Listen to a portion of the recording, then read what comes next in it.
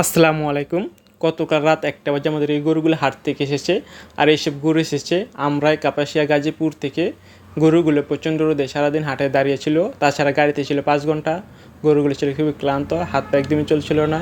গরু এসে পৌঁছানোর পর বড় ফোন দিল, গরু এসে তাড়াতাড়ি চলে আয়। আমরা সবাই চলে গেলাম গরু নামাতে। আর হাট থেকে গরু আসার পর পরবর্তী পরিচর্যা নিয়ে অনেকেই ভুল করে থাকি। এদের ভুলের কারণে আমরা অনেকেই ক্ষতি হয়ে যায়। কী ধরনের ক্ষতি? দেখা যায় যে অন্যান্য গরুও রোগ জীবাণু ছড়িয়ে যায়। আর এইসব হাটের গরু হলো রোগ জীবাণু কারখানা, কারণ এগুলো ভাইরাস বহন করে বিভিন্ন ধরনের। আর এই ধরনের পরিচর্যাকে আমরা সতর্ক হওয়া উচিত। আর হাট থেকে আসার পর আমরা ওখানে গরুগুলোর পা পটাশ না দিয়ে অন্যান্য গরুর সাথে এই ধরনের কোনো কাজ করা যাবে না। হাট থেকে আসার পর গরুর পা পটাশ সেবন দিয়ে আলাদা জায়গায় বাঁধতে হবে। অনেকে ওর কি দানাদার খাবার দিয়ে দেয়, এই ধরনের কোনো কাজ করা যাবে না। হালকা সাধারণত সাদা পানি দিবেন, যদি খায় খেলো, না খেলে নাই। তারপর অনেকেই গরুর শরীর গরম থাকলে অনেকেই গরুগুলোকে গোসল করে দেয়। এই ধরনের একটা মারাত্মক ভুল। এই ধরনের কাজ থেকে বিরত থাকবেন। যদি গরুর জার্নিটা বেশি হয়, সাধারণত আপনি একটা ইনজেকশন দিয়ে দেবেন গরুর ওজন অনুযায়ী। জ্বরের ব্যথা থাকলে চলে যাবে। আর আমার হাত থেকে আসার পর গরুর কী ধরনের পরিচর্যা করে থাকি আপনারা ভিডিওতে দেখতে পারবেন। এখন আমরা সাধারণত বড় গরুটা নামাচ্ছি, যে ঘরে নিয়ে যাচ্ছি, নিয়ে যে এখন বেঁধে দেবো। এটা খুবই বড় সাইজের গরু। এই যে আমরা অন্যান্য গরু দেখছি, দেখেন কি সুন্দর। এই ছোটো গরুটা, তারপরে যে লাল, এই যে একটা সাদা। এই যে এখন আমরা সাধারণত খাবার পানি দিচ্ছি, কেউ সাদা খায়নি, এখন লালকে দিচ্ছি। লালকে হালকা একটু খেলো, তারপর আর খাবে না। তারপরে পরবর্তীটাকে দিলাম, সে শুংতেছে, খাবে না। তারপর বললো যে আরেকটাকে দে।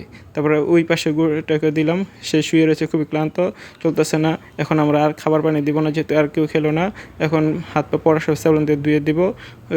ধোয়ার পর আমরা এখন এই যে ঘাস দিয়ে দেবো। এই যে গরুকে এখন আমরা ঘাস দিয়ে দিচ্ছি, একে একে করে সবাইকে ঘাস দিয়ে দেবে।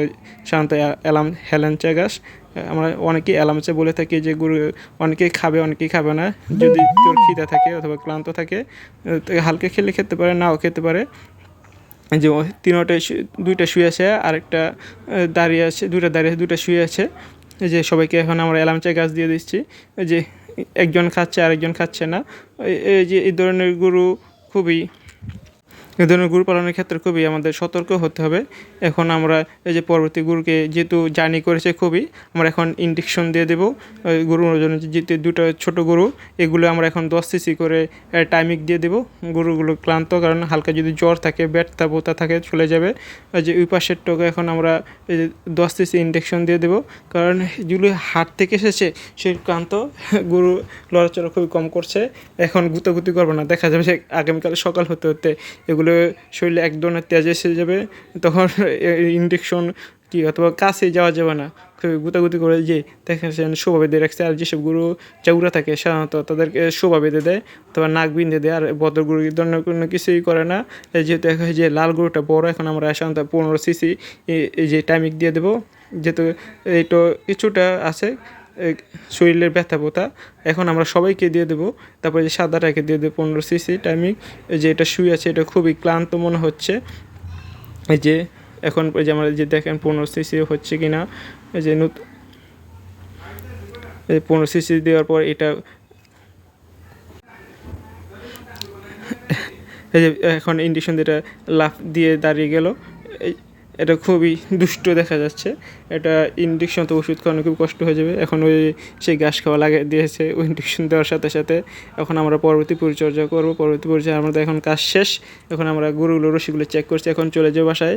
সবাই রশি চেক করছি, রশি বাঁধা ঠিক আছে না, অথবা রাতে গুতাগুতি করতে পারে, সব দেখা শেষ। এখন আমরা তালা মেরে চলে যাবো। এখন অনেক দিন ধরে যেহেতু তালা মারি না, কামার একদম খালি পড়েছিল, এখন সব চাবি লাগাচ্ছি। চাবি নাম্বার ভুলে গেছিলাম। যে তারপর আস্তে আস্তে মনে হলো যে এই নাম্বার চাবি এই তালার সাথে মিশে আছে, তাই এই চাবিটা দিয়ে দিলাম। যে এখন তালাটা লাগিয়ে চলে যাওয়ার সময় বড় ভাই বললো যে যেহেতু কেউ ঘাস খায় নাই, এখন এক কাজ কর, সবাইকে খের দিয়ে দে, যদি খের খেয়ে থাকে তাহলে খের খেয়ে